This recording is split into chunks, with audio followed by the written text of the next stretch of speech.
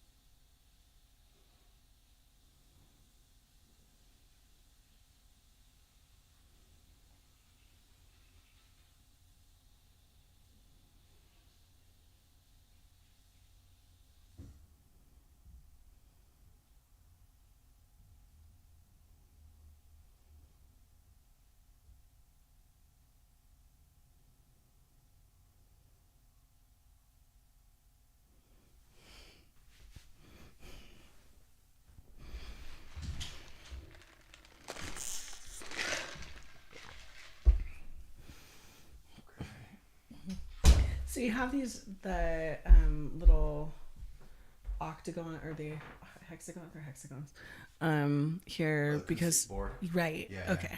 Mm-hmm. That's what I was wondering. For the sound. Right. Just to kind of dampen the noise. Yeah. Because it's hardwood floor in here and it's very, well, I mean, without it, like when we did it last time, luckily these mics are top of line mics and they're directional, so they pick up everything. Your voice. Yeah. Well, no, that's the thing. They won't pick up a lot of shit. Oh, okay. Because it's so one directional. So like, I want to get my labored breathing now. And it can pick up that too. Yeah. And I got to be careful about it too, because I remember one time I was heavy breathing. I was listening to the thing back, and I'm like, fuck. I gotta put the mic away from me a little bit. Turn to the side. Yeah. Yeah. But just like before, we'll remember to keep the mic about like a fist away. We don't have headphones on. Did we have headphones on last time? Mm-hmm. So then I can't hear you. So I'm just gonna guess like if you're too far away. If it's because if you are, it probably won't penetrate well on the microphone on the listener's end. Gotcha. But yeah, like a fist away would be good. Okay. Do you see that picture? Dang. Yeah, it works. Good. It works. Dang. Okay.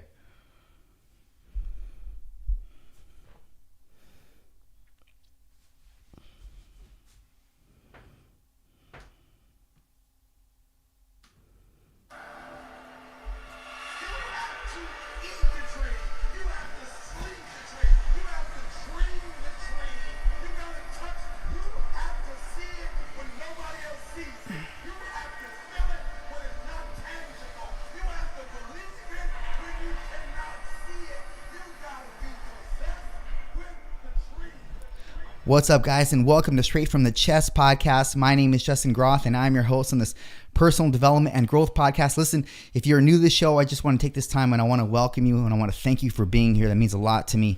And if you're an avid listener of the podcast and you support the channel, thank you for that just as much. And listen, if you're not yet subscribed to the podcast, please do so. We're on every major platform: Apple, Spotify, SoundCloud, anywhere there's podcasts, we're likely there. And please subscribe to the YouTube channel if you haven't yet already too. We just started that, so let's build that, guys. And again, thank you for your support, your listenership. Please share the podcast if you get a chance with somebody who you derive or you feel would derive value from the podcast. And again, thank you.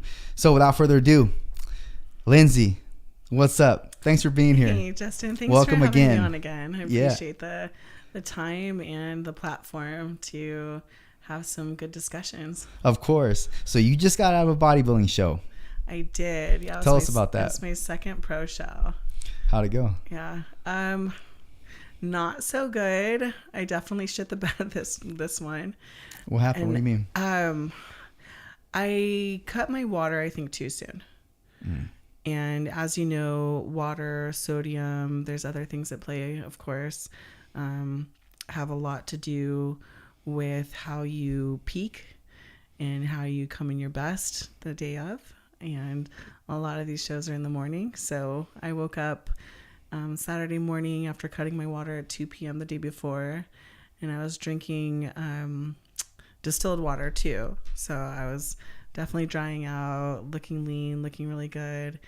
And, I didn't really notice when I woke up because I was kind of in a rush. And you have like a little bit of, like show day, or at least I still do have a little, it's not like anxiety, but it's just like, I think just like adrenaline, like your cortisol levels kind of creep up a little bit. You do your best to kind of just stay calm and just go, whatever will be, like the Zen. Yeah. You get into the Zen mode because you cannot, if you stress at all, it shows in your body. Like that's the first place it's going to show is, in your physique.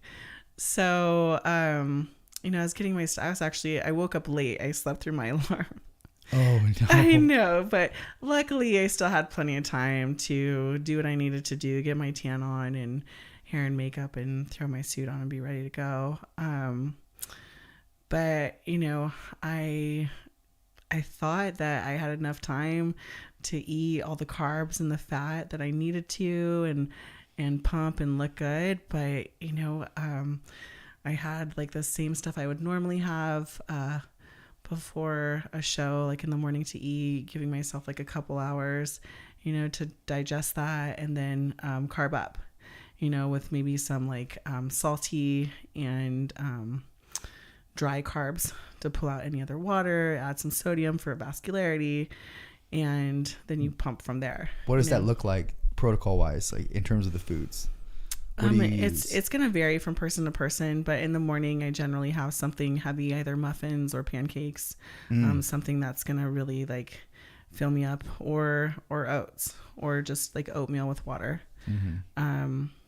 And, for fats, I'll have like maybe a couple pieces of bacon, just something that hasn't been part of like my regular diet. So, kind of like your body goes into a little bit of shock too.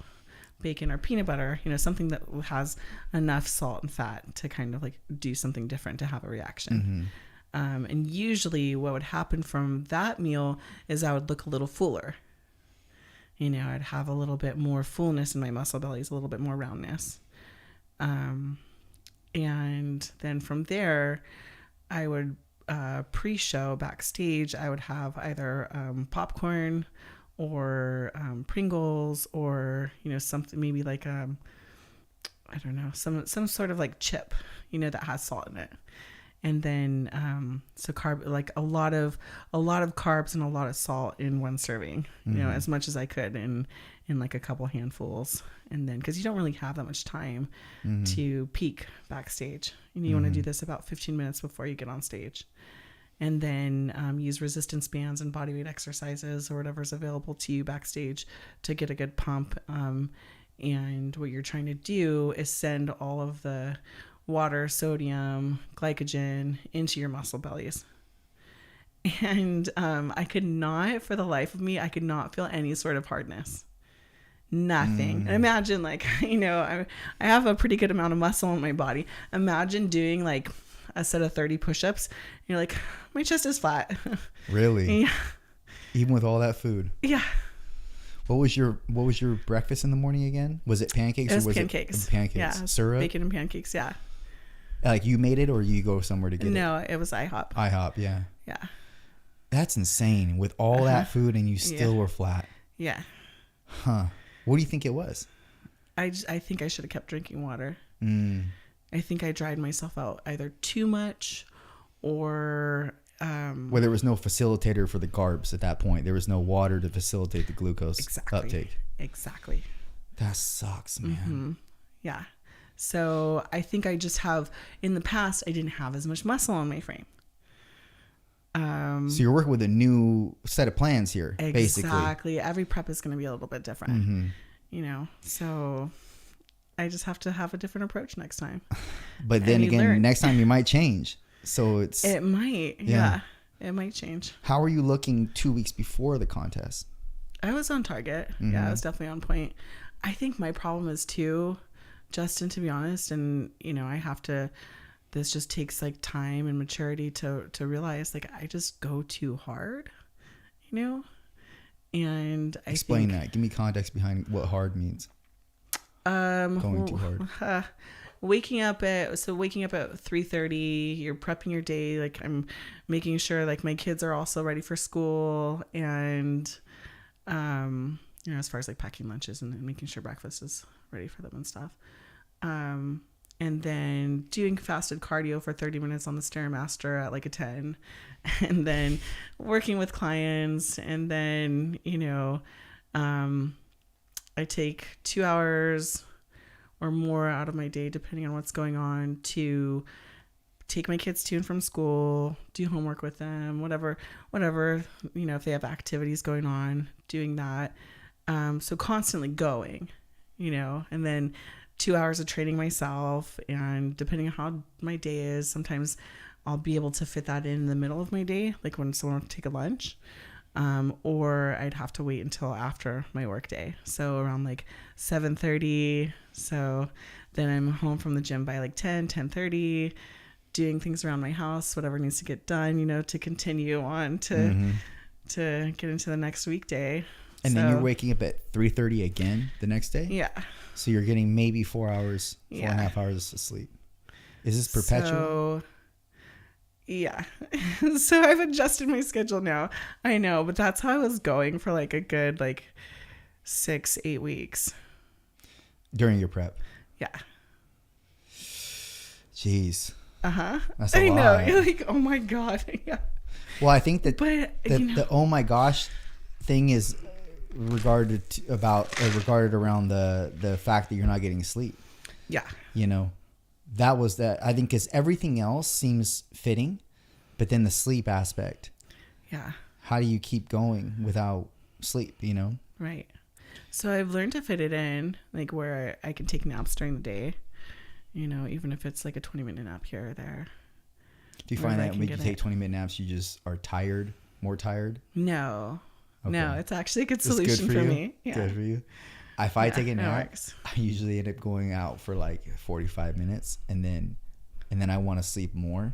Mm-hmm. So then when I get up, I'm pissed. Your body's in that recovery state. Yeah. So I try not to take naps because of that. I've been in those states before. Like if I do get a longer time and I set my timer for like an hour, I'm like, oh yes, okay, I get an hour. Oh yeah, it's too much, right? It's too much. I wake up kind of like You wake annoyed. up okay? I wake up annoyed. Yeah, me too. Yeah. I'm like, yeah. You know, and I don't like to be like in an irritated. I'm like, why am I irritated? Yeah, that's you not think me. yeah, like, that's not my true personality. But it's like too much sleep. Yeah. We need like just maybe 15, 20 minutes. 20 minutes, yeah. But then it's like at that point, it's like, what the fuck's the point? I'm not going to sleep for 20 minutes. No. So I bought a new bed. That was part of the solution. Bought a new bed, adjusted my schedule. So now I'm going to bed earlier. What kind of bed? And I'm not, it's a beauty rest, but it's a hybrid. Because I don't like I like a little bit of memory foam, but I don't like the full, like, I feel like if I'm on a Tempur-Pedic, like I'm sinking in. Like it's too much. Yeah. So, I did the hybrid with the adjustable base and it's amazing. Really? Yep. I want to get a new mattress just because fuck it. I want to get a new mattress. Not because I need one. Sleep is everything. Yes. And that kind of goes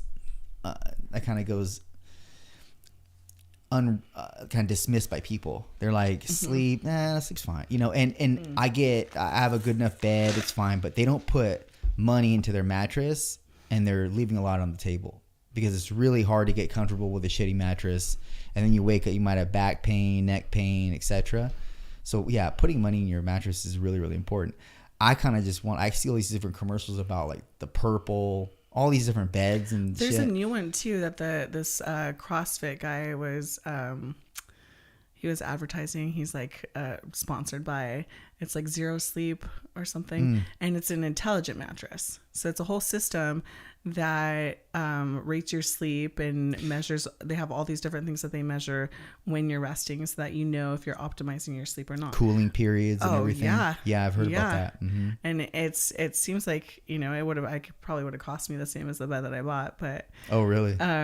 It seems like a pretty cool system if that's the level, which, you know, almost I could have probably made that purchase instead, but I was like so comforted by this mattress. And the other one you can't sleep on, or I'm sorry, you can't sit on it and try it out, right? No. Yeah, it's just a system that you just have to order and install it in your house. And you got yours from like a local vendor here? Yeah. That makes a difference. When you can actually lay test on it. Yeah, test it. Yes, it makes a big difference. But it does seem really cool that, you know, to have something that measures like your quality of sleep and would give you all these different analytics to, you know, gauge your rest on and, you know, things that you could possibly like improve. Yeah. Right. I don't like analytics. No. I hate analytics. I hate looking at what's happening while I'm doing it. Like, I don't want to know how shitty or how good it is. Okay. I just want to do it. Okay. Do you know what I mean? I could see that. Yeah. Well, yes, I could see that with training, like to have someone say like, if you do this or change that, it's going to optimize it. Well, you know, what if the point, instead of optimizing it, is to just like feel the movement, release it because it's therapy, and feel great. You know, the way that you like to feel great, you know. How does that play into your clients? Meaning some of your clients, that's a good question. I'm assuming, are there to just lose weight and feel healthy and get, you know, some strength back, etc. Right. So, you know, I apply the same rules of strength and conditioning that I would for most people. We improve their baseline movement patterns. I will assess those in the beginning and see how their movement patterns are in a squat, in a push, in a pull, in a carry, in a lunge, and so forth, and a couple others. But making sure the foundational movements are good, and then programming off that. Mm-hmm. So I'm okay with, you know, a client that comes to me and maybe their goal is to lose weight and we're going to improve maybe like their knee tracking. I see something that's a little bit off. So I'm going to work to improve that because I know that over time that's going to improve their quality of life and how maybe their hips feel when they're in their 60s, right? Or maybe when they climb stairs and they're starting to get arthritis. Like that's going to provide a long-term benefit for them. And we can lose weight at the same time. Yeah. most people don't think that it's about nutrition. They think if I get with a good trainer, I'm going to magically shed 20 pounds no matter what I fucking eat. Yes and no, though, because if you do work with a great trainer who does recognize there are some eating habits that are awry with a client that may have trouble losing weight, that good trainer will ask the right questions. So maybe the trainer is only working with them on a physical level when they come and see them, however many times in the gym. But the trainer is also smart enough to ask those questions. What do you have for lunch? Mm-hmm. Oh, you're going to a work function this week. What are you going to choose?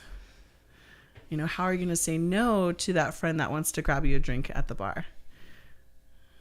And you help them and you give them that confidence and help them internally tell themselves, I can do this.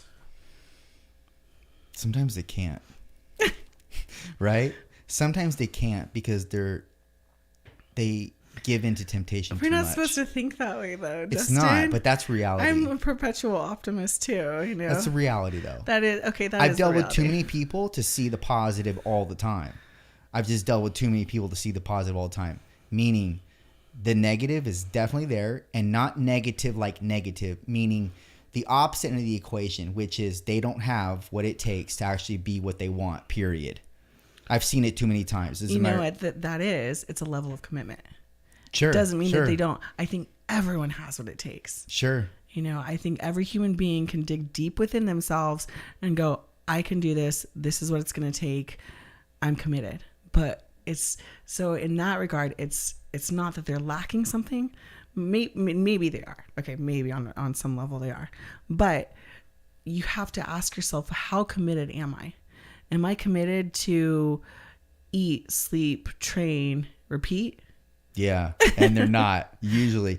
And you're at a certain level that I really think it's awesome that you can come down to a level of the regular person and kind of empathize with them and see where they're coming from, their struggles, etc. Because you have struggles. We all have struggles, but it's like this thing is so independently important to you that it doesn't matter what it takes. You just do it. Right. And a lot of people don't have that mind frame. Yeah. Mm-hmm. And so, but I really, really admire the fact that you can empathize with them and get down in the driver's seat with them, because not everybody can do that. Not every trainer, even if they're a bodybuilder or not, pro competitor or not, they can do that because they say this is what it is. And if you're not willing to set the commitment and meet the standard, then you will not get what you want, like, period. And a lot of people, when I say be honest with them as far as like their level and what those what results will be yielded from that, for sure. Yeah, it's really tough though, because I know you want the best for all your people. Yeah, you just want them to live like a quality of life, but someone's idea of a quality of life might still be enjoying, their 6-year-old's birthday cake. Right? Absolutely. That's the best. And ice cream and beer and whatever, and pizza. And that's okay. You would be horrific for people if you put them on the same diet plan that you're on. Oh, they'd hate me. It would be horrific. Yeah. So, but you have to have that level of grace with people and be able to see where they're at and know that, look, there are people that just come to see me to work out with me or work out in my energy because they like you and because they are getting a good workout. But outside of that, well, they want to make their own choices. Like it's okay by their standards that they just work out 3 times a week for an hour or something. And then they get to have like a burger whenever they want, or some fries, or a piece of cake, and even though they don't lose the weight because these behavioral patterns are still in place in terms of food, they're okay. Yeah. And that's quality of life for them. Yeah. So we just have to accept that.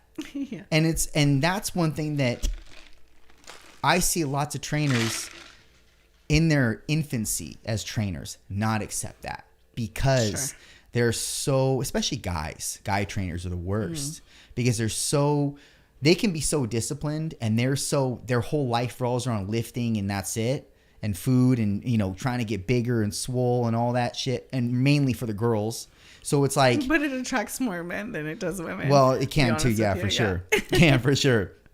And they have this kind of closed-minded, very narrow path that they follow. And they feel, look, if you can't follow this, well, I can't help you.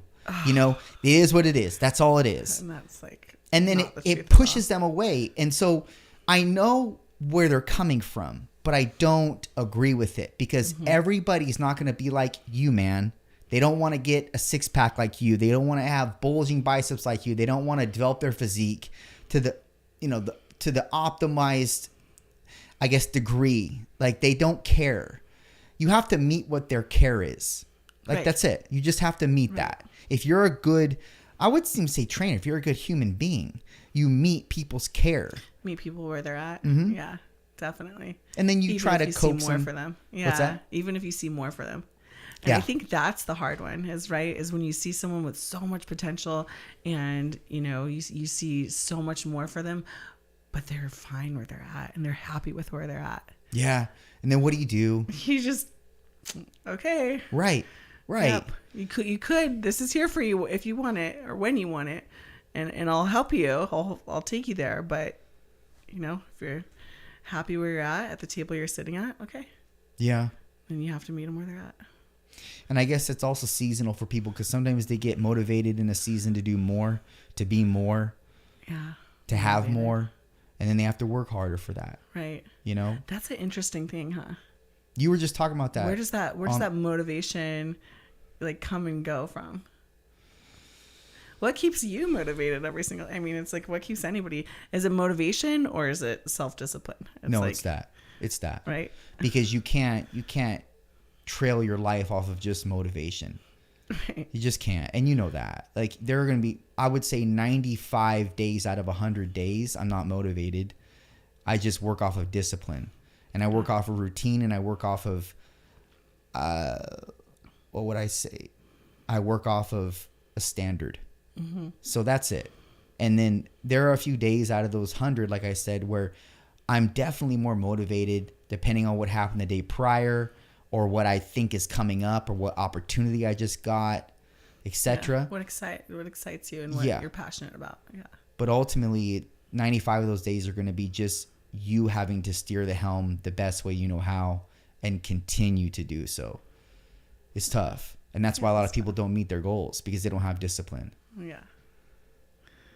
Yeah. And then how do you, that's a tough one too. Do you ever have someone that comes to you that wants something and they're so adamant about their level of commitment and that they know they can do this, but they lack that self-discipline?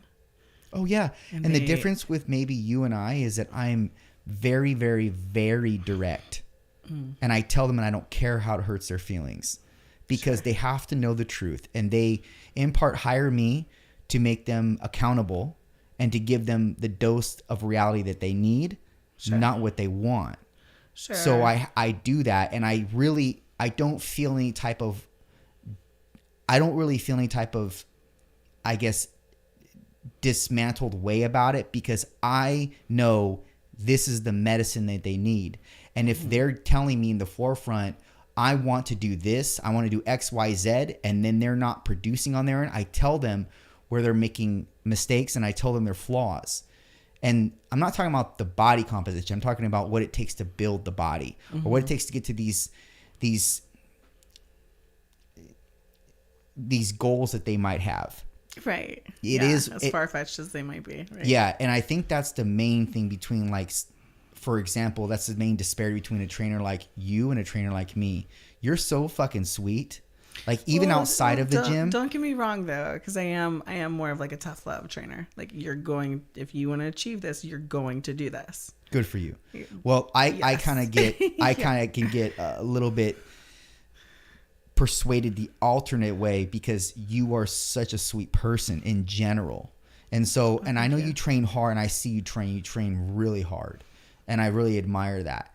But when you talk to you outside of the gym and even outside of the podcast, I mean, you're the same on the podcast as you are in real life, but you are just such a sweet person. I appreciate that. Of course. Yeah. But it doesn't come across just in your words. It's in your aura, your energy. Some people can fake sweetness by certain wordplay or word salad. We know what sugar alcohol tastes like. Ugh. Yeah, exactly. Fake sweetness is the worst. Yeah, but you're not that way, and that's another thing that I admire about you too. Thank you, Justin. Yeah, of course. I think it just comes from honestly being patient and kind to yourself, and understanding that everyone's trying to do their best in their time frame. And so that's where the empathy side comes from. But then in the professional world, in the gym, it's a little bit different. Sometimes someone might come to you and you're like, okay, well, I don't have time. There's no time for that empathy or that patience. Yeah. This is sorry, but this is what you're going to have to do. And you might hate me some days, and that's okay. Yeah. But we're going to achieve that goal. Well, and you're being very authentic and genuine, and people can respect that. Even if they don't like it, it's not palatable. They can respect it. Right. And then they obviously see the outcome with you, and they can see that, well, you didn't pussyfoot. And that's how you gained what you gained. Right. Or you achieved what you achieved, I should say. Yeah. It's really hard to be a bodybuilder in general and then be at the pro level. Oh my God. It's very, very, very difficult. I don't think that people I don't think people understand quite that monster. No. And I picked a doozy for my first pro show. I went to Tampa. I did the Tampa Pro this year. And it was an awesome show. There were some really amazing bodybuilders there, as well as amazing coaches there. I made a great connection, and I can't wait to work with one of the coaches I met. His name is Neil Hill. And he, I don't know if he's the owner or founder, but he's connected with Yamamoto Nutrition, if you've heard of Yamamoto. And they have a lot of sponsored athletes, and it's more of a supplement line for bodybuilders. But yeah, just the Tampa Pro was a huge show to pick for my first competition. So what was my first pro show? What was the thoughts behind that? The date, definitely. I was like, I didn't want to wait until it was too late in the calendar year, because I wanted to pick a show, see where I stood, and condition my body, prep my body for it, and then decide where to go from there. Do I just pull the plug and do an off season? There's so many different routes you can take in professional bodybuilding, or do you keep going, or do you, was this like a warm up? Do you do a show a week after? It's like it kind of, the start of your season kind of decides where the rest of your year is going to go. So how did you do on that show again? I took middle. I took the middle of 30 women. So, oh geez, 30 women. Yeah. And by the way, they're all pros. They're all pros. They're not amateurs. No. So that in and of itself is a feat.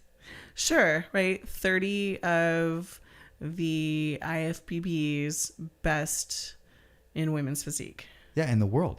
Yeah. Yeah, that's crazy. Even if you got fucking 30th.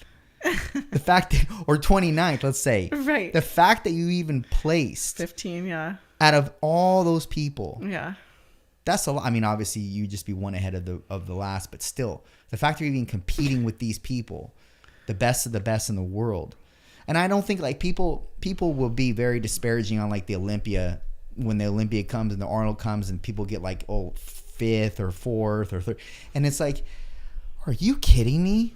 These are the best of the people in the world. Bodybuilding fans are the harshest critics. Yeah. They are so hard because, they're objectively, first it's so subjective, like the judging, right? It could be maybe they try to have like a standard, and the head judge does a really good job, I think, of moderating everything.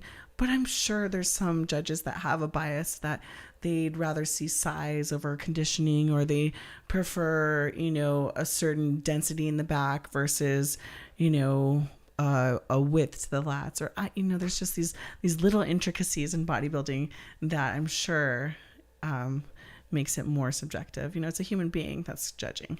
You think politics play a role too? Absolutely. Yeah. you'd be silly or extremely naive if you would tell yourself that there's no politics in bodybuilding, because there definitely are. The league decides, you know, I don't know what the league decides, but I'm sure that those at the top of the league have an idea of who they want to represent the sport. Right. Who do they want to be an ambassador for the future of bodybuilding? And so you have to, or I think it's helpful to also be a good ambassador to the sport. I mean, but if you truly love something and you're passionate about it, you're going to be a good ambassador for it anyways. But I don't think, you know, if there's someone that is like trashing the league or, you know, just not representing well, that they do very well. Yeah, and even if their physique is the way is they blow everybody else out. Right. Like they'll make other people climb to the top. Whoever they want is at the top, or to be at the top is going to be at the top. Yeah. And I mean, you'll see at this Olympia too, like the top 10 is. It's a crazy lineup this Olympia. Oh my God, I'm so excited for it. It's a crazy lineup. So excited for it. Have you ever gone? No. This would be a year to go to Vegas and watch it for sure. No, I don't like too many people. Oh, That's way too many people for me. I will not do that. The only bodybuilding shows I've ever been to are ones that I competed in, and that's truth. Okay. I don't like. I'm not a spectator. I'm not a spectator when it comes to baseball, football. I want to play. Yeah. And if I'm not playing, I don't want to watch it. Okay. That's crazy though, because I think that's weird, because most people will go to a bodybuilding show before they ever do one. Sure. The first one I ever went to. I never went to one. Yeah, see, me neither. Yeah, I just went there and I competed. And I take it back. I will watch Olympia online, but I'm not one of those guys that likes to be submerged into a sea of fucking people to just spectate. No, I'll just watch the shit in my house in my own peaceful. No Las Vegas for you, huh? No Cincinnati. Yeah, no, I'm not a Vegas guy either. Like, I went to Vegas a couple times and it's just not my thing. It's just too much. It's too much. Yeah. Man. I like to stay off the strip because of that reason. I don't like the circus. I don't like the zoo. I don't drink anymore. So it's like, if I stay off the strip, I can go to the gym that I like. I can, still have room service in a really high-end hotel. That would be fun. Right? That's the fun thing. I can do like the spa if I went to. Yeah, that would be okay too. Yeah. Right? I could do that. Okay. Even though it's kind of girly, I could do the spa for sure. But I would also like the food aspect and staying in the hotel. Yeah. But I'd probably just stay in the hotel. And then what fun is that? You know, I mean, you're not experiencing anything, but to me, that's what I guess it wouldn't be fun for the person I was with, because they'd want to go out and do shit, I'm sure, because I'm the anomaly here. I'm the one that wants to be the hermit inside, you know?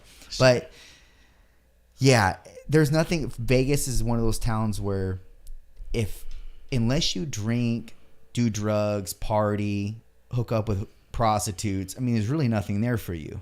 Oh my God. Right? Well, okay, now the Raiders are playing in Vegas. So for those of us who do like to watch live sports, okay, they have the Raiders. They have a great hockey team. I think they're trying to bring basketball there too. Are they really? So it's going to be, quite a place to travel and take in some good, sports, live entertainment. Yeah. You were saying something on the couch before we got started. And I said, please save that for the podcast. Can you remind me what that was? Oh man. I think it had something to do with seasons. Like there's seasons, because you were. Yeah. Okay. Yeah. The last month, I've been really asking myself, am I working in my business or am I working on my business? And so my business turned a year old, or not my business, but my gym, my project, my big project, turned a year old this June 1st of 2022. And so since that year mark, since that birthday, I'm like, okay, we made it a year. We're looking good. We're planning on what we're going to do for the next year. and I'm working on it. But am I really working on it, or am I working in it? Do I have too much time that I'm spending in the business, on the floor, doing these different tasks, where I should actually be taking a step back and doing more of the work on my business, outside of my business, rather than in my business? Well, what does that look like? So that looks like planning, meeting with different people. So meeting maybe with a chamber, maybe nonprofits that I want to engage with, maybe meeting with athletes or coaches that I want to bring in, maybe planning for advertising or marketing campaigns that we haven't tried or we'd like to try. Meeting with my trainers and staff and asking them, okay, what would you like to see more of, or what's, how are you, even, just coming to them person to person. And sometimes we're too busy to do that a lot. So I like to do that when I can catch them, or during the week in the gym. Sometimes on rare occasions we're able to catch each other, and I can evaluate and ask them important questions and make sure that, there's the level of professionalism in their environment from me. It's really important that I deliver on my end what they need to be the most successful. So what's the objective for you in terms of your business for, let's say, a year from now? To just grow it in all corners? For me to be able to leave and have it function without me, if I needed to leave for 30 days, for 60 days, for half a year. So that looks like having a very easy to manage software system in place, right? Where that absolutely essentially tracks or calculates transactions, payments, sessions, etc. for all the trainers. You have a key access code, or is it like a key to the door? We don't, yeah. So we open and we close, and that's it as far as access goes in and out of the gym. So there's key holders, for that. But that's one of the things. That's one of the things that definitely got brought up, using sort of like a passcode so that we have 24-hour access. Yeah. Is there somebody that stays at a front desk that checks people in or does that sort of thing? Not currently. Okay, so it's just like trainer. Yeah, it's trainers are basically the staff, So trainers, myself, or sometimes we have like a manager type person that will be there. So that's exactly what the same position I was in. I want to be able to leave my business and operate it from wherever I'm at in the world. Right. And not saying I'm going to leave and go travel, because that's not the case. But if that were to happen, and I were to be called to go do something else, like another venture, partake in another venture, I need the gym to be self-operable. And that came to me when COVID hit, and I thought, I guess it allowed me to do more reflecting on the business, and I really changed the fucking model, because at this point, it was just me hoarding the business to myself, no trainers, nothing like that. And I just open and closed as I had appointments. Yeah. But the thing which is also beautiful, right? Because everything is where you put it, where you want it.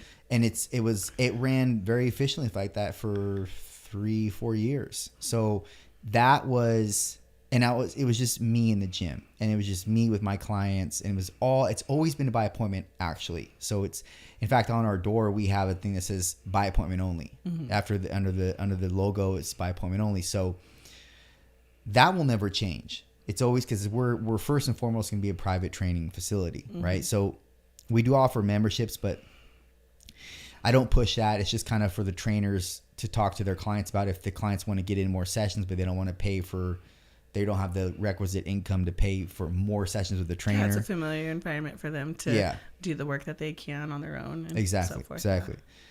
So when I realized that I need to put things in place here that can allow me to leave and everything be managed or operative with regards to all the admin, the cleaning staff, the trainers, the payments, the transactions, everything if there's hiccups with that, if there's fires I need to extinguish, I can do so remotely. I can do it remotely. Yeah.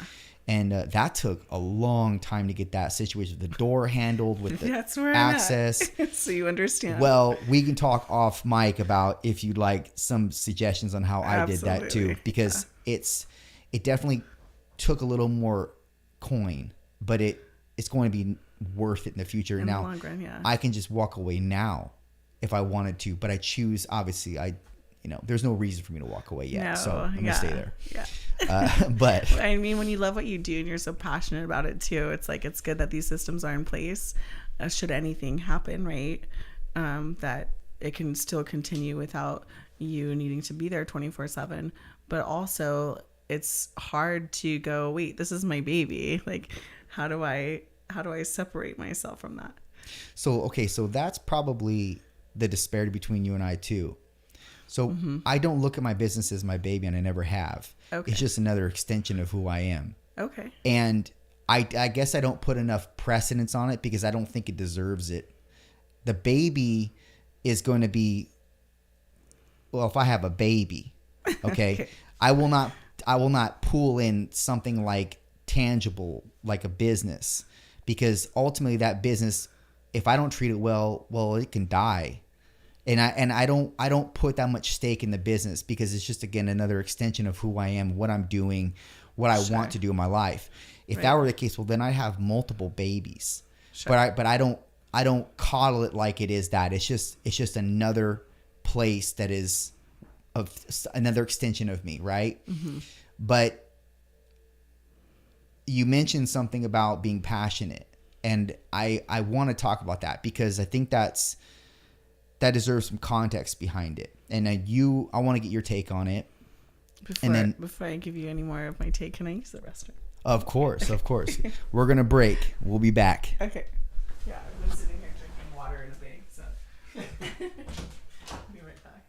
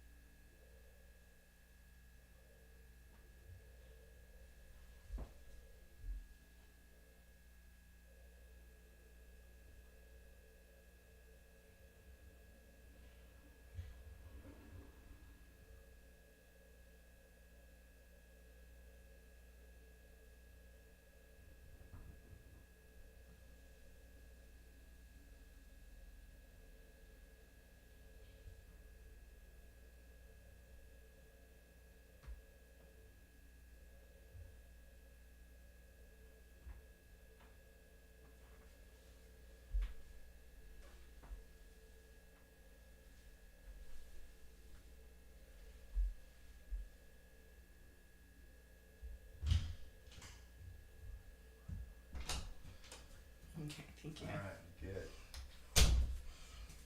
Yeah, I was holding it for a while. But the conversation's so good, you just don't want to get up, you know? Yes. True.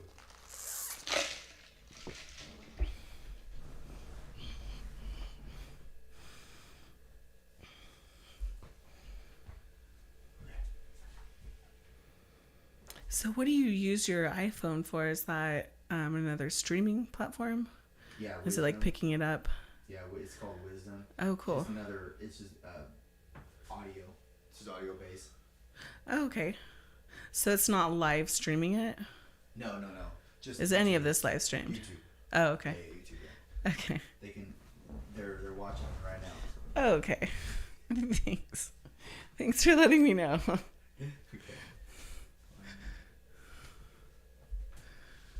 That's awesome.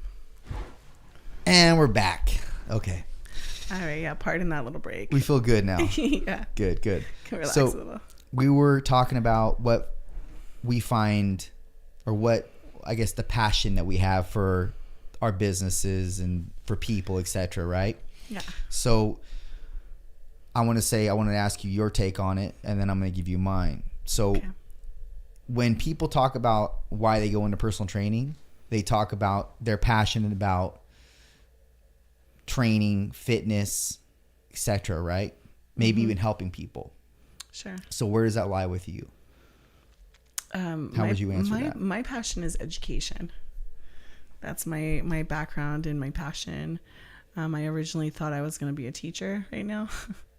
I'm very glad that life had other plans for me, or God had other plans for me, and I'm in fitness now. But my passion is in educating people that there's better. There's another way. You don't have to keep throwing something against the wall and seeing it not stick. It's frustrating, and giving them the tools so that their quality of life can improve forever. I feel the same way. I wouldn't go on the end of education as much, even though that's how I came into training, was understanding the reward that I felt when people would ask me how to do a certain move, and I would show them, and then I would feel really, really good about teaching them. Yes. Yeah. Then it kind of materialized into something different.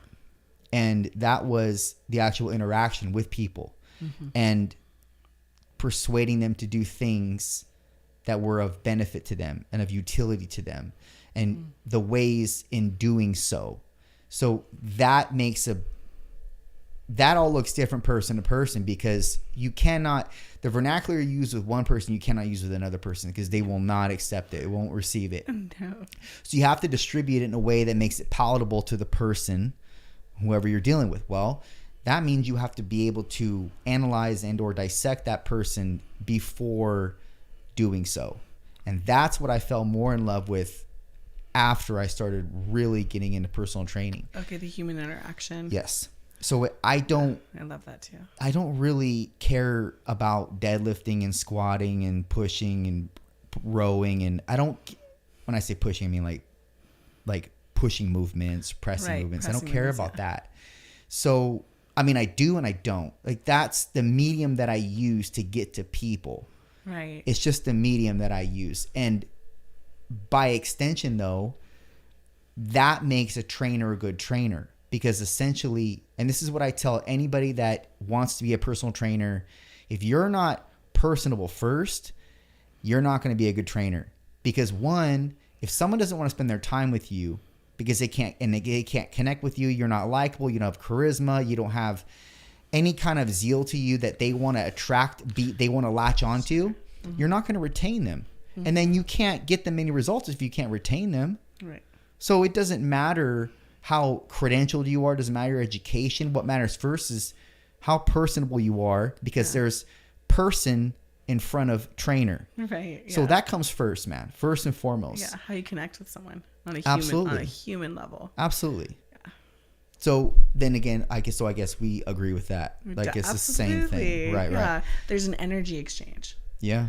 And I benefit just the same as the person that's coming, or the client rather, that's coming to me looking for all of the knowledge that I provide them, and looking for, improvement in their form or their physique or, their strength. I benefit from the same way that you would benefit, right? From feeling great about showing them the path or showing them the way. Mm-hmm. Do you ever have clients that don't want to be talked to regarding nutrition? And they tell you that in the forefront? I've had people tell me that in the forefront. They say, I just want to work out. I don't want you to ask me about what I ate. I don't, seriously. I haven't had that yet. Yes. But I don't shove nutrition down their throat, because they know where I'm coming from. And my spectrum is really on the hardcore level for nutrition. So knowing that that's the type of background that I have, I'm sure that at some point we're going to discuss nutrition, but I've never had the client come to me and say, don't talk to me about food or what I ate or ask me. No. It's crazy because I've only had it from... That's funny. From a British gal. Okay. And...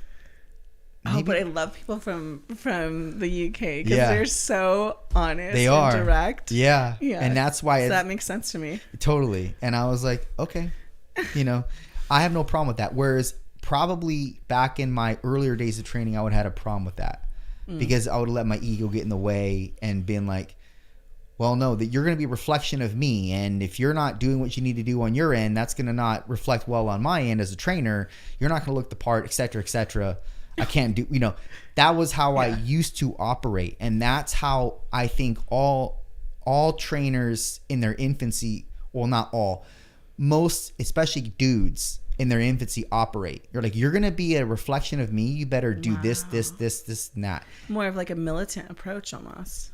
Yeah, because again, it goes back to what I was saying. They follow it. It's nothing for them to follow their own counsel. So wait until they hit midlife and they have 4 kids and they have a mortgage and they have experience, a partner that has their own set of issues. Yeah. Experience makes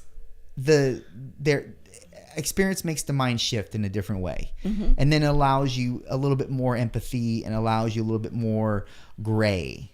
It's not always going to be black and white when it comes to fitness, especially when it comes to people and their goals, their journey, etc. Like it looks the same, but it looks different too at the same time. Right. We got off the topic about your show, but I wanted to talk more about that because I find that fascinating. Even though I used to compete, it's not on the same level that you compete at. So, for people that have never competed at all and don't really have a window in terms of what this looks like. Oh man. I want you to talk about what it looks like 4 weeks out of the competition. Okay. Right. Because I think a lot of people have this misunderstanding that they think, oh, bodybuilding is, just pushing heavy weights in the gym and, putting a tan on your skin and flexing on stage. That's bodybuilding, right? Eating chicken and rice every day. No. Far from it, especially now with all of like the science and data that we can derive from training, from nutrition, from sleep that we talked about earlier. With all this data and how we can use this data to become the best genetic specimen that we possibly can. And that's the goal in bodybuilding. So 4 weeks out, you're already really deep into your prep. You should already have, almost the level of conditioning that you will bring on stage. At 2 weeks out, you want to have pretty close to the level of conditioning. Actually, you do want to be on par with the level of conditioning you want to present on stage minus the water. You'll just have some extra water around your muscles, a little bit more inflammation because you're still training. But 4 weeks out, you should be within 5 pounds of your stage weight. Maybe it depends on the size of the bodybuilder too, though. You have more muscle on your frame, then you probably, your stage weight is going to fluctuate a little bit more. You're training really hard, so it depends. At 4 weeks out, I think that was when I decided to not progressively overload my sets every time I went to the gym. Now I'm at a point where I'm not coasting. I'm still pushing, but I'm not pushing any sort of weight that is going to put me at risk for injury. Because at 4 weeks out, your body fat now is very close to the condition that you want to present on stage. So now we're talking about like 10% body fat, maybe 12% body fat. But then, and it also depends on who you're talking to, because if you're in, say, another female division like wellness or bikini, you may not have to go that low as far as body fat and conditioning is concerned. So your 4 weeks out is going to look a little bit different. But for mine, yeah, it's definitely harder to sleep because your body is in this go mode. And it's hard to explain it unless you've done it before. But, you know, every single hour you're thinking about, should I train more? Should I rest? Should I eat? When's my next meal? All these different things, you know. And so I set timers for a lot of this stuff. It's all on my schedule. It's all programmed out. So I don't have to think about anything really. The less I have to think about, the better. Yeah. The thing I remember the most is looking forward to the meals. I just look forward to eating, even if it is. Oh, at 4 weeks out, I'm putting mustard on everything because I just want some flavor. Yeah. Do you like that? What is it? Not Cholula, but it's the one sauce that everybody seems to use. That red sauce with the rooster sauce. Is it rooster sauce? Oh, rooster sauce. Yeah. Do you like that? Yeah. Oh, sriracha. Sriracha. That's right. Yeah, that's what you're thinking of, sriracha. Oh yeah, I've got sriracha. But you know what? I actually get more sensitive to spicy food the longer my prep goes, which makes sense, right? You're not having spicy food all the time. So what are you eating in your prep? Tilapia, a lot of tilapia, and all of my proteins are cooked. They're either cooked in a crock pot with, you know, just the proteins themselves, nothing. Well, I mean, like maybe some vegetables or some spices, but no oils added, or they're baked or they're steamed. So no added fats, you know, you're just cooking the proteins themselves. And so tilapia, chicken, 96.4 ground beef, ground bison sometimes, other lean fish like tuna, sometimes salmon. It just depends on if I can have that fat or not. Egg whites for my proteins, and then carbs, just the I mean, this is like so standard bodybuilding meal, but if you've never dieted like this before, then maybe this is like news to you. But oats or cream of rice, sweet potato, red potato, white rice, quinoa, and coconut flour tortillas. That's a new one. That is a new one. Yeah. How do you like those? I really love them. when I can have them, I really love them. Who turned you on to those? I found them. You did? Yeah. And I didn't know how my body was going to respond to that variance in my diet, and it's totally fine. Trader Joe's, or where do you get those? Whole Foods? Sprouts. Yeah. Sprouts, Whole Foods. Yeah. Exactly. It's like, you know, $12 for like 6 tortillas, but jeez. No, it's not that expensive, but it feels like it is. Yeah. Are they gritty? Like how does it taste?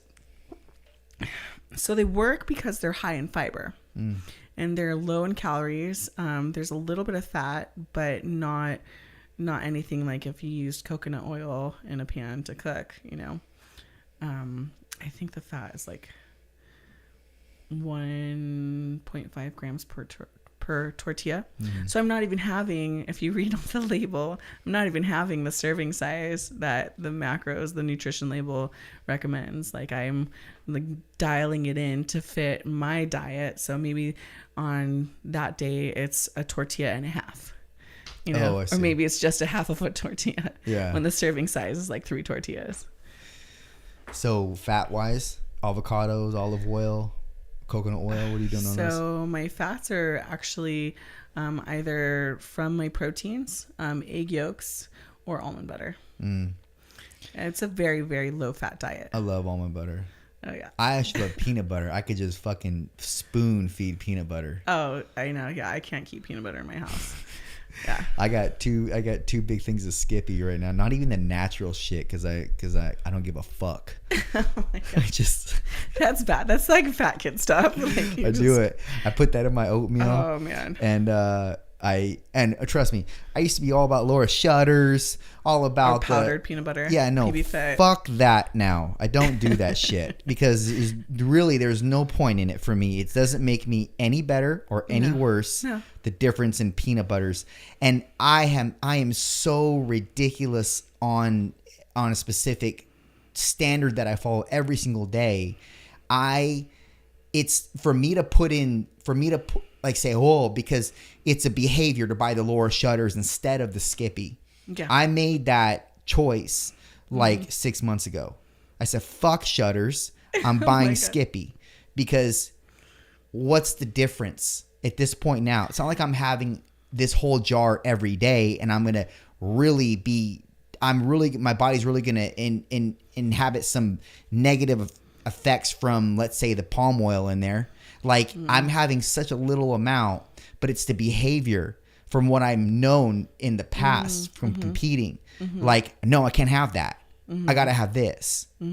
So even though that seems very, I guess rudimentary to some people, like, well, it's just peanut butter. Who cares? You got to understand in the mentality of a competitor, that never leaves. You have to shut it off forcibly. Yeah. Or else you're going to continuously buy the things that you bought when you were in prep. Right. So anyways, yeah, Skippy all day. That's it. See, I don't necessarily though have that luxury of turning it off, turning it on, because I still have 2 kids at home that I have to shop for and prepare meals for and live with, and they don't want Laura Shutters. Oh no, but there's Cinnamon Toast Crunch, there's so much of non-friendly foods for me in my household that I have to be so disciplined. You have to be so disciplined, and you have to decide, is this helping you or is this hurting you? Is this contributing to my future success and the goals that I want for myself? Is this going to take me closer to the Olympia stage, or is this, something that now I have another day, where I just stayed at baseline? And it's hard, because on one end you go like, okay, well, this is my goal and this is what I want. And then you have to really decide, okay, do I really want this? How bad do I want this? And maybe in what time frame too? Do I want this tomorrow? Do I want this next year? Do I want this in 2 years? Because that can also affect the behavior as well. At that point, quality of life doesn't matter, because you're after a certain goal and you do whatever you need to do to get that goal met, that you're not even thinking about quality of life. No, and I'm so grateful, just tremendously grateful for my friends and family and community that I have, and understanding that I'm on this path. And as much as I'd want to participate in some of the social activities that unfold throughout the year, I can't. There's times when I can, when I feel like, okay, my willpower is strong, I'm feeling healthy, I'm feeling, mentally strong, in a good place. But there's sometimes where I just, and it sucks, because you don't want to not be there for your friends and family too on special occasions.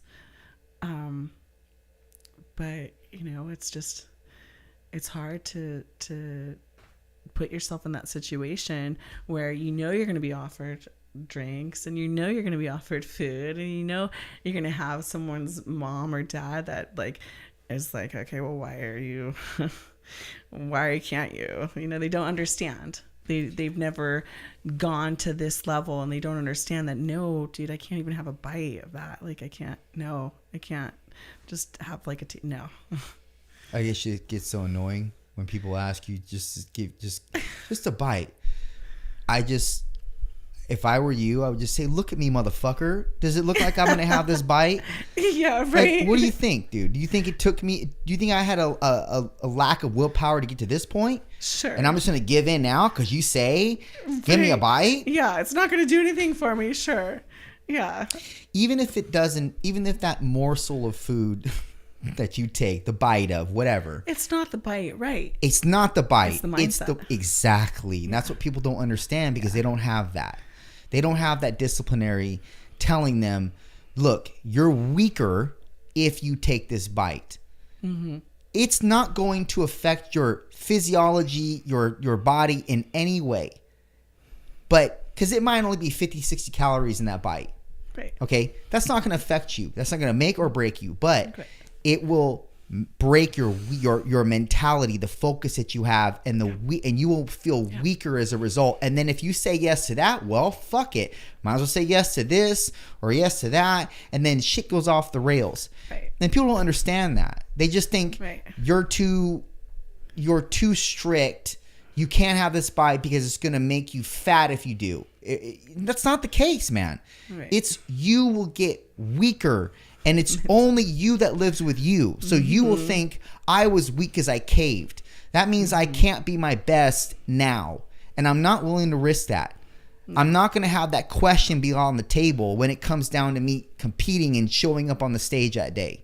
I'm not going to have that question be asked. Right. I did everything I needed to do. And on top of saying no to you, Jack, for your little bite of cake or whatever you want me to take, because I want to make sure that I'm putting my best foot forward in this, and there are no questions asked come the day of show.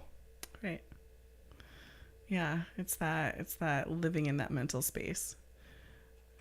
You know. Yeah, it can fuck you up too, man.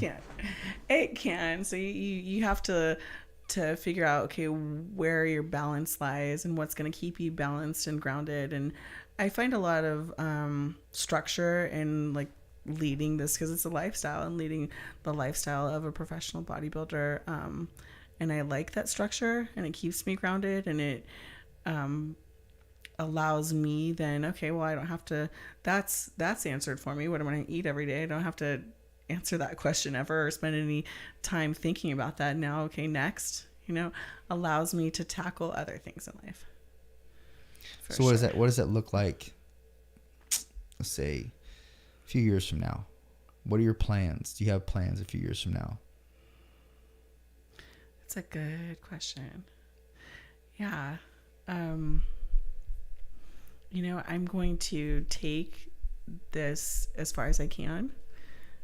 And, I think what I see as the only limiting factor will just be my body. My body will say, okay, this is where you can push it genetically, and when my body decides it's had enough, then I'll listen, hopefully. Yeah, the idea is not to break yourself, right? Yeah. But that's hard too when you are so at home and living in that space, living in that sort of like redlining all the time. Yeah. But this has also become a part of your identity. Mm-hmm. So when that day comes, I don't know. They're gonna have to detach from your identity to some degree. Oh, big time, yeah. But I was talking to a friend of mine today, and she is a creative mind and has dabbled in so many different things, and I feel like has lived like 100 lives to this point in her 30s now. Super wise, and I was just relaying with her, like my first love was food. That's probably why I'm in fitness, right? Because my first love was food, so I had to find a solution to that, a balance to that equation. So, who knows? Maybe I'll go down more of like the nutrition aspect and find a home there, and find my love again for the culinary arts. Oh, so you like to cook a lot? Oh, I love to cook. I didn't know that. Oh, I love to cook. Yeah. I was a food and beverage manager at one point in my life. For who? For what business? For Marriott. Oh, really? Mm-hmm. How long ago was that? That was in 2013, 2014. Yeah. And you weren't competing at that point? That was like 8 years ago. It was almost like a decade ago. You weren't competing at that point? No. Yeah. No, I didn't start competing until 2018. Oh, wow. Jeez, and you got your pro card fast. Mm-hmm. Wow. Right, because I decided that was the goal. That was the goal. So my level of commitment had to meet my standard to achieve that goal. I think I probably could have achieved it faster, to be honest with you. Jeez. For people listening, I don't think they understand how hard it is to attain a pro card. whether you got genetics or not. Even if you have genetics, like if you don't have genetics, it's gonna take you a lot longer, obviously, if you even make it. Right. But the fact that you gained it in that short a period that speaks volumes about not only your work ethic but your genetics, etc. Because there are a lot of guys that are like, when I say, I only know guy bodybuilding, I don't follow much women bodybuilding except for like the top ones. But I mean, seeing these guys takes them a decade to turn pro sometimes. Yeah, it could take 10, 12 years. But also those at the top of the sport, it's probably you're seeing someone that spent at least 7, 8 years grinding. Yeah. Nick average. Walker, I think he was one of those guys that turned pro real quick. Very quickly. Yeah. But I admire him. He's definitely someone that I follow in the bodybuilding sphere because of his level of commitment. It's beyond. It's more than I've ever seen before. Is it really? You know? Yeah. I would imagine that anyone in his inner circle knows that to stay in his inner circle, they have to contribute to that goal.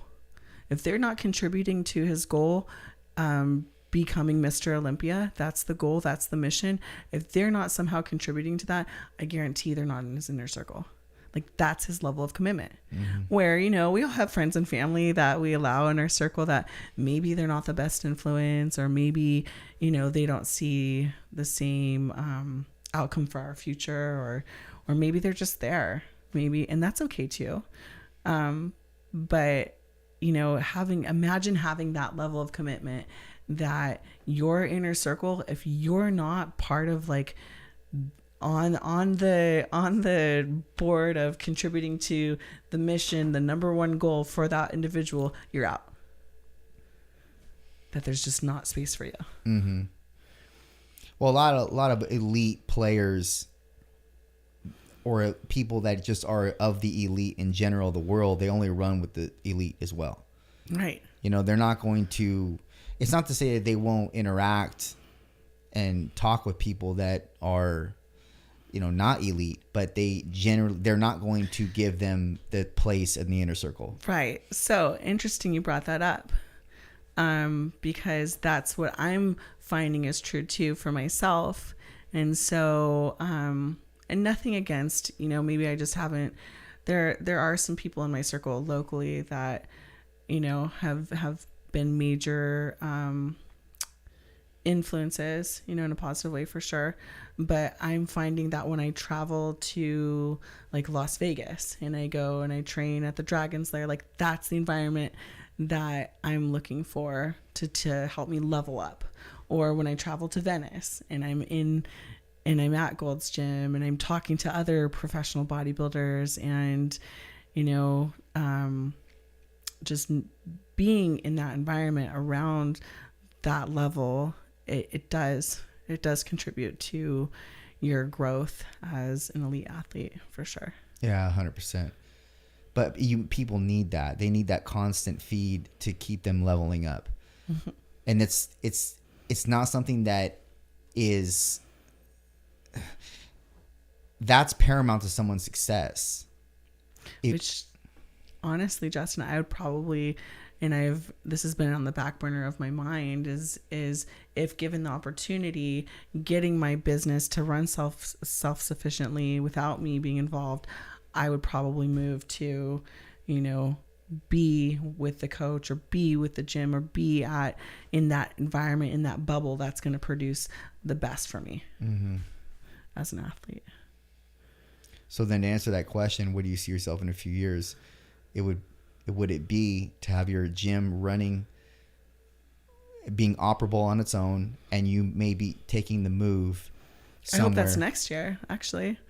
Yeah, I don't want that to be 3 years. I want that to be next year, to be able to step away and to travel to whatever, you know, headquarters, whatever city that elite coach and whatever training facility, you know, the training facility doesn't necessarily matter. It's going to be the athlete with the coach and that relationship that's going to produce the best results. You know, yeah, for bodybuilding, we can get down to different pieces of equipment that maybe will, provide different results for sure. But working with that coaches and being with them one-on-one in person is definitely going to produce, a different result than, what you've been doing. So yeah, I agree. A lot of people move, like Brandon Curry. I think he moved to Kuwait and did the whole thing with Oxygen gym. Yeah, Oxygen. Yeah, a lot of. I mean, when the goal is getting more and more progressively tall, you have to do things you didn't do normally or in the past. You have to do things differently, or else you will not achieve or attain the goal that you're after. And that also takes a special type of person, a special type of mindset to be that focused and that narrow in their pursuit and not allowing extra things on the side to possibly derail them. And it's tough. It's a tough lifestyle. I don't like getting back to what you said in the very beginning. People think bodybuilding is just, lifting heavy weights and eating chicken and rice and then putting a tan on and flexing. It's not that. It's so much more. And there are so many intricacies involved in bodybuilding and competing at the national level, at the professional level. When you said you got 15th in that first show, in that pro show, I mean, I think people don't understand the person that got 30th would annihilate any national level competitor. Oh yeah. So like if you're going to like the USA's in Vegas, the 30th person would beat out the first place person likely at one of those shows. Most likely, yeah. The difference I think between the national or the amateur level and NPC and the IFBB is conditioning can win you shows in the NPC. Conditioning can get you your pro card. But when you're competing with the best in the world in the IFBB league, you not only have to bring conditioning, but you have to bring great posing. You have to bring size. You have to bring muscle maturity that maybe you're just not there yet. And you can't achieve that within months. You have to achieve that within years. So there we go back to level of commitment. How committed are you? Are you committed to do this for the next 5, 6, 8 years? Yeah. And doing it's not like the whole process of how we build muscle, lose body fat, and maintain a certain structure, muscularity, or body composition. It's not that difficult, but the most difficult part is staying the course and doing the same shit every single day. Right? Eating the same shit. Everything, right? Every day. Speaking of eating, we have to go eat. Let's wrap this up. Tell people where they can find you. You can find me at Oak Iron Fit, or at Lindsey Diaz Fit. That's on Instagram. That's the main piece that I use to interface with people is Instagram. That's what I found to be most efficient. Send me a DM or just leave a comment, leave some love. Or you can find me at my gym in Santa Maria, California, Oak and Iron. Love it. Well, we're going to do it again. But until then, thank you, Lindsey. Thanks, Justin. It's been a pleasure. Okay, done.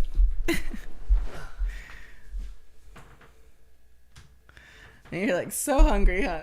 So hungry. It's warm in here. I know, the lights. Is it the lights? The lights, I'm just like, why am I so hot? Like, this is like...